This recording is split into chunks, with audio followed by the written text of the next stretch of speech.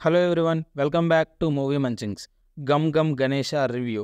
ఈ మూవీ చూస్తున్నంతసేపు నాకు ఇలాంటి జానర్ ఫీలింగ్ వచ్చి చాలా ఏళ్ళు అయింది కదా అన్న ఫీలింగ్ వచ్చింది.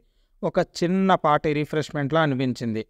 హీరో దొంగ బ్రతుకు తెరువు కోసం ఏదో దొంగతనాలు చేస్తూ ఉంటాడు. అలా ఒకసారి పెద్ద డీల్ ఒప్పుకుని దొంగతనానికి వెళ్తాడు. అక్కడి నుండి ఏమైంది, ఎలా ఇరుక్కున్నాడు, ఎలా తప్పించుకున్నాడు అనేది స్టోరీ.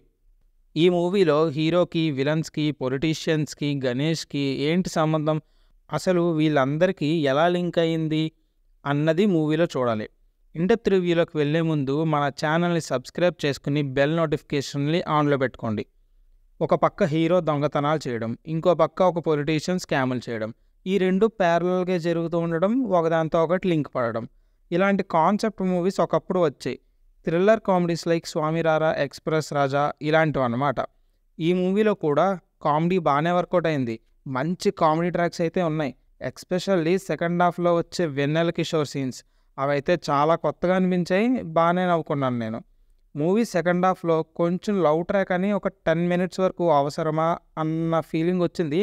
మిగతా అంతా మెయిన్ పాయింట్గా స్టిక్ అయి తీశారు. ఇలాంటి మూవీస్కి screen play major role play చేస్తుంది. అండ్ ఈ మూవీలో అది బాగా వర్కౌట్ అయింది. పెద్దగా నాకేం బోర్ కొట్టలేదు, ఫ్లోలో వెళ్ళిపోతూ ఉంటుంది. యాక్టింగ్ విషయానికి వస్తే ఆనంద్ దేవరకొండ బాగానే యాక్ట్ చేశాడు. కానీ ఎమోషనల్ సీన్స్లో మాత్రం యాక్టింగ్ సెట్ అవ్వలేదు.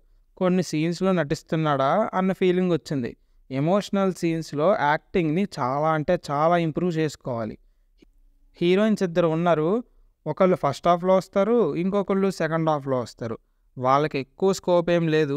ఉన్న దాంట్లో ఏదో అలా ఓకే ఓకే అనిపించేలా చేశారు. వెన్నెల కిషోర్ క్యారెక్టర్ మాత్రం చాలా బాగుంది. మంచి ఫన్ జనరేట్ అయింది, హెల్దీ కామెడీ.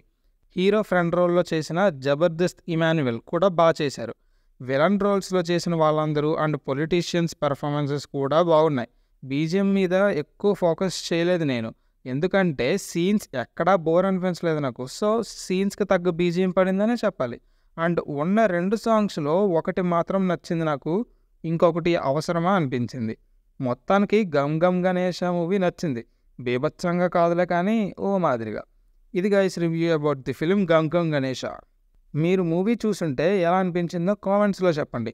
రివ్యూ నచ్చితే లైక్ కొట్టండి, మీ ఫ్రెండ్స్ అండ్ ఫ్యామిలీకి షేర్ చేయండి. మన ఛానల్ని సబ్స్క్రైబ్ చేసుకుని బెల్ నోటిఫికేషన్ని ఆన్లో పెట్టేసుకోండి. ఇంకో వీడియోలో కలుద్దాం.